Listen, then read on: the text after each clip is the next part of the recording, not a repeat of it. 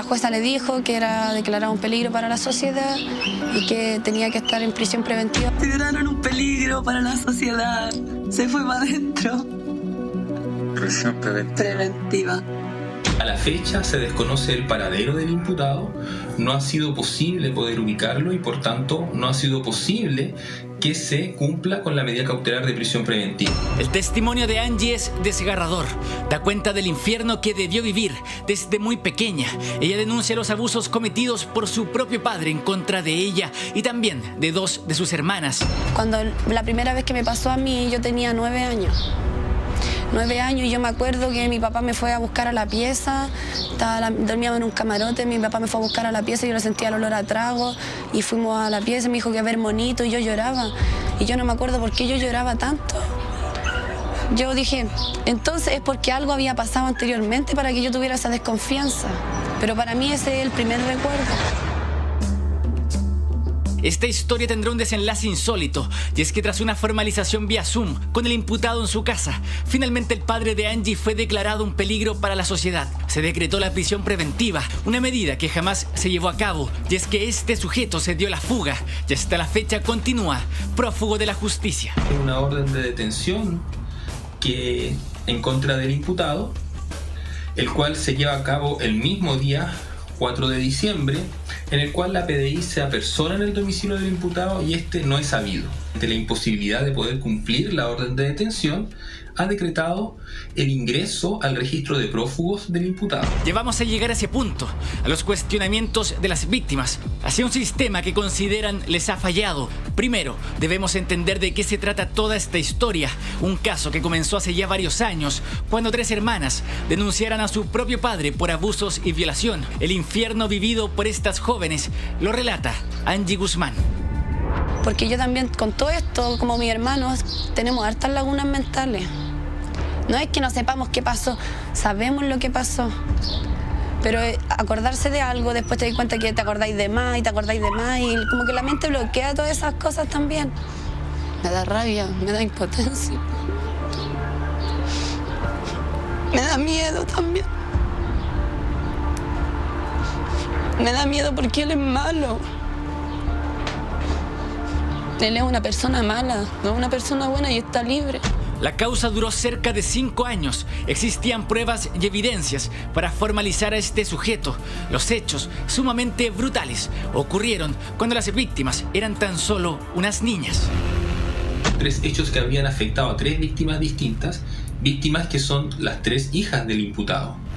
Los hechos por los cuales se le imputa, los delitos a los cuales se le imputa, son los delitos de abuso sexual reiterado y violación reiterada, todas en personas de menor de 14 años. Tras una larga espera, finalmente llegaría la fecha que tanto esperaban. Este hombre sería formalizado el pasado 4 de diciembre. El sujeto estaba desde su casa conectado vía internet, escuchando los cargos que se le imputaban. La jueza determinó que el imputado representaba un peligro para la sociedad. La determinación prisión preventiva.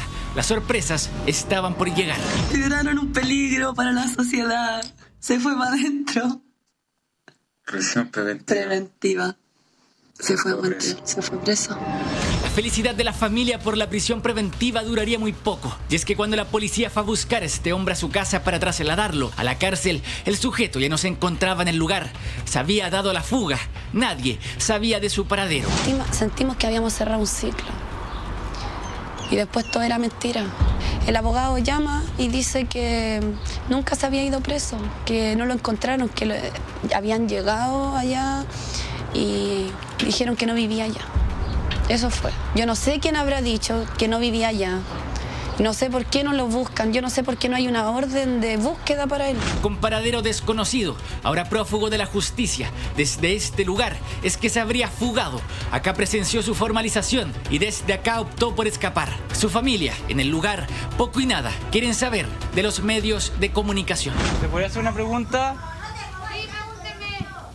Estamos buscando a...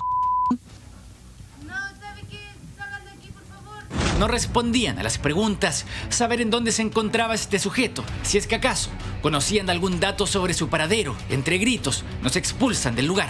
Pero simplemente saber si...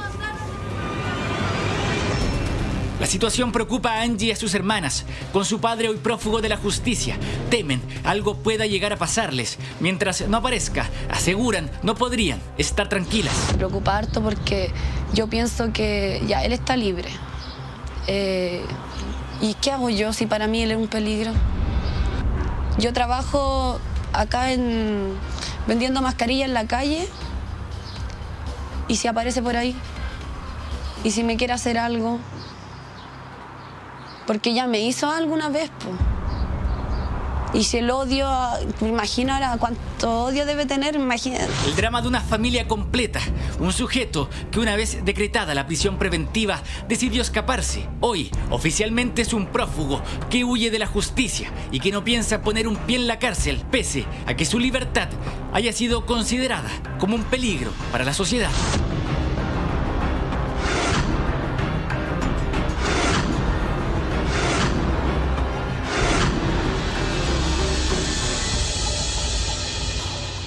Son de esos hechos terribles que uno no encuentra ningún tipo de explicación o trata de entenderlo, y la verdad es que es imposible poder entender algo así. Estamos hablando de un hecho terrible, de un hecho desgarrador, de 3 jóvenes que fueron abusadas por su padre biológico, que hicieron la denuncia, que hicieron toda la instancia, y finalmente a este hombre se le formaliza por Zoom desde su casa, y evidentemente cuando se le decreta la prisión preventiva, este hombre se da a la fuga.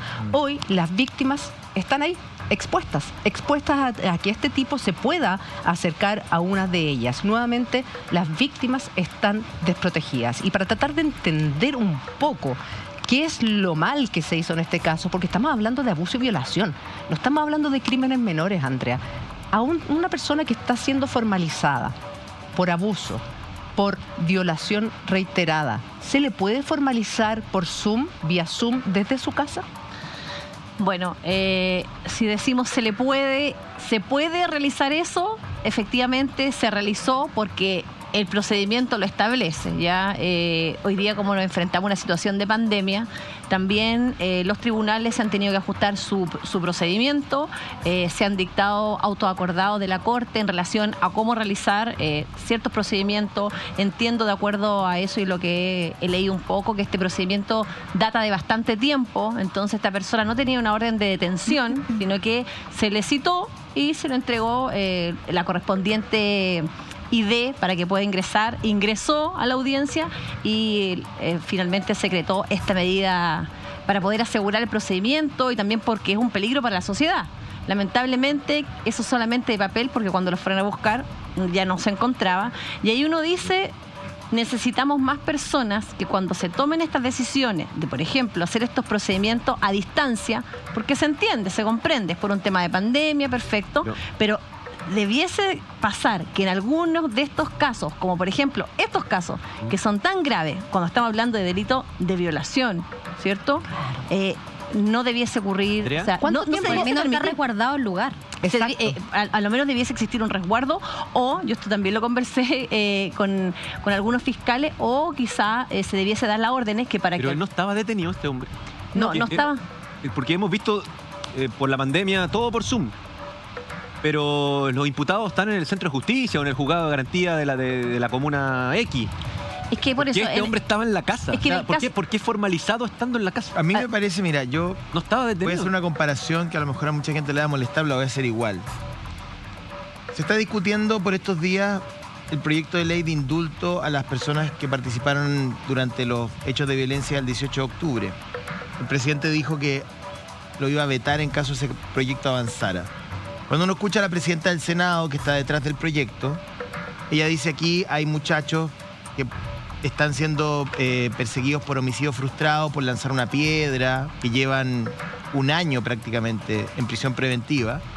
Hay algunos casos de saqueo, sí, de incendio, por cierto, pero hay muchos casos que son bastante gris, digamos, en términos de que quiso matar a alguien al lanzar una piedra, o bueno, rompió un paradero. Ok, pero atentó contra la vida de una persona. Y en este caso tenemos un delito gravísimo, absolutamente individualizado el responsable, la víctima con una contundente declaración a la justicia, y ocurre esto.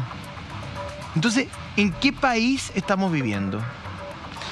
Claro, obviamente uno se hace esa pregunta y aquí hay un tema de procedimiento. Yo no quiero que piensen que yo estoy de acuerdo. Yo creo que aquí claramente no se tomaron los resguardos necesarios, o cuando se toman estas decisiones de realizar estas audiencias, por ejemplo, a distancia o por Zoom, no se asegura lo que hoy día... situaciones tan graves como esta. O sea, tiene que haber existido otra fórmula. Creo que se debiese haber hecho el esfuerzo para que sea de carácter presencial. ¿Qué me dicen aquellos que son más estrictos y apegados a la norma? Se siguen los procedimientos que se decretaron porque estamos en pandemia. Situación que a uno le parece absurdo, irrisorio. Y tras de eso también hay una cuestión que es bastante compleja, que es, la verdad, a mí me dio... como que me sentí muy mal por la declaración de esta joven, de esta niña, donde ellos, y se ve en el video, sienten una satisfacción, ¿cierto?, con esta resolución, que después en la práctica no se cumple. Es que por eso te pregunto, para entender un poco cómo es el procedimiento formal de una vez que la jueza decreta la prisión preventiva, que considera a este hombre como un peligro para la sociedad, dicta que tiene que ir a tomarse detenido a esta persona. ¿Cuánto tiempo pasa desde que la jueza decreta eso hasta que instruye a las policías a que lo vayan a buscar? Es que eso es de manera inmediata, pero claramente él no estaba en su domicilio. O sea, ¿qué hizo él? Desapareció. En otras circunstancias, si no hubiésemos estado en pandemia, él hubiese estado en las dependencias del tribunal y por lo tanto hubiese sido imposible que ocurrieran situaciones como esa. Entonces, a ver... Claro, porque tú tocas un punto, él perfectamente pudo no haber hecho la formalización en su casa. A él le dieron una dirección de internet que se pudo haber metido en Arica. De hecho, la y no tenemos idea. No reconocían el lugar donde se encontraba esta persona conectada. Es que uno ahí dice... Exijo una explicación, así como, claro, cuando como el chiste con Dorito. Este tipo de situaciones, este tipo de formalizaciones, este tipo de delitos que son tan graves, el sistema no debiese operar de esa manera. Es decir, los tribunales o la corte no debiesen determinar que esos sean los procedimientos. O sea, porque acá uno habla de la pandemia, pero hay cuestiones que son mucho más graves también. Indulto, perdón que sea tan insistente, pero es que hago los puntos de comparación, hago un análisis así, cruzando un poco de datos. En este grupo de personas perseguidas por el estallido social hay una menor de 16 o 17 años que está siendo perseguida por la justicia en el sur, entiendo que en la región de los lagos, por haber rayado el edificio de la Intendencia. ¿Y está en la cárcel? Entiendo, tiene 16 años, no sé si está en la cárcel o no, pero es uno de los casos, digamos, que podría entrar bajo el concepto del indulto. Entonces, cuando uno hace esos cruces, lo mismo que hablábamos ayer de Nano Calderón también. O sea, Omar Jerez está detenido en la cárcel de máxima seguridad al lado de la celda de Felipe Rojas, y en la cámara de seguridad del Metro La Granja se le ve arrojando una silla. Entonces, para no quedar... O sea, este es un caso brutal, pero... Si uno mira el panorama completo, y lo hemos hablado aquí tantas veces de administración de justicia y de gestión en materia de administración de procedimientos judiciales, la verdad es que da un poco de vergüenza, fíjate. Pero es que a mí lo que me preocupa acá puntualmente en este caso es lo que señalaba Angie al final del informe. Porque las víctimas nuevamente pasan a un tercer, cuarto, quinto plano en un tema de tribunales, en un tema de justicia. No solo no tienen quien las defienda, porque recordemos que el fiscal y el Ministerio Público no están para defender a la víctima, están para perseguir un delito. Además, quedan expuestas, porque este tipo que está prófugo puede el día de mañana acercarse a Angie. Ella trabaja en la calle, este tipo es su padre biológico, sabe dónde vive ella y su hermana, probablemente quiera tomar revancha por la acusación y por todo lo que se ha llevado a cabo. Entonces acá a la víctima se la deja su propia suerte, y no solo su propia suerte, se la deja en peligro, literalmente en peligro. Y no me digan que le van a decretar orden de no acercarse a un tipo que está prófugo, y que es absurda. Entonces, si vemos un caso que además es terrible, porque estamos hablando del padre biológico que fue capaz de cometer, ¿cierto?, ese tipo de delitos contra su hija, es capaz de cometer otro tipo de delitos más, y por lo tanto ella se siente absolutamente insegura frente a un sistema que hoy día no nos presta ningún resguardo. Yo tuve la posibilidad de hablar con ella. El caso nos llega de manera bien particular porque ella se encuentra desesperada. Ella está acudiendo a tener terapias psicológicas que se las están brindando de manera casi que filantrópica, porque acá no hay un sistema que tenga la contención para ayudar a las víctimas. Recordemos que los casos de abuso, y sobre todo cuando son abusos de personas cercanas, se demoran mucho más. Es tremendo dar el paso para poder denunciar. Una vez que ella se atreve y ya se la denuncia junto con sus otras dos hermanas biológicas, por fin ellos dicen: vamos a cerrar un ciclo, nos atrevimos, le contamos al mundo, le contamos a nuestra familia y vamos a perseguir a quien nos hizo tanto daño. Pero uno esperara que al hacer incluso una formalización vía telemática, entendiendo las cosas de las pandemias, debería tener un resguardo policial esta persona. Aún así no lo tuvo, pero ahora más grave aún, está prófugo y las víctimas en estos momentos se encuentran desprotegidas porque no tienen la protección que el sistema les debería brindar después de esta negligencia. Y esperemos también que hoy día se esté realizando efectivamente una búsqueda, ¿ya? Sí. Porque ¿cómo se encuentra a un tipo que está hoy día prófugo? Claro. Si no tiene un control de detención, si no va manejando un vehículo y tiene algún control policial en carretera. Ni siquiera se sabe desde dónde estaba conectado. Exacto, no sabe desde dónde estaba conectado. Y esperemos que exista efectivamente una investigación. Yo me imagino que el abogado también de estas chicas debe estar trabajando en eso, pero que se pida una investigación y que esta brigada de delitos sexuales pueda finalmente ubicar dónde está este tipo, porque no puede desaparecerse así. Es que acá te revictimiza una y otra vez. O sea, tal como decía efectivamente Ignacia, a ver, estamos hablando de personas que tuvieron un proceso súper largo. Primero, tal como decía ella, de entender lo que le había pasado, de empezar a revivirlo, de ir superándolo, de atreverse a denunciar, de hacerlo todo, y esto es una cachetada del sistema. Entonces, ¿cómo le vamos a decir al resto de las mujeres que están hoy día enfrentando un caso de abuso de este tono o quizás de otro? Oye, anda, denuncia, se va a hacer justicia. Oye, el sistema está para protegerte. Cuando estamos viendo a viva luz que en este caso de 3 hermanas, el sistema operó como en las pelotas.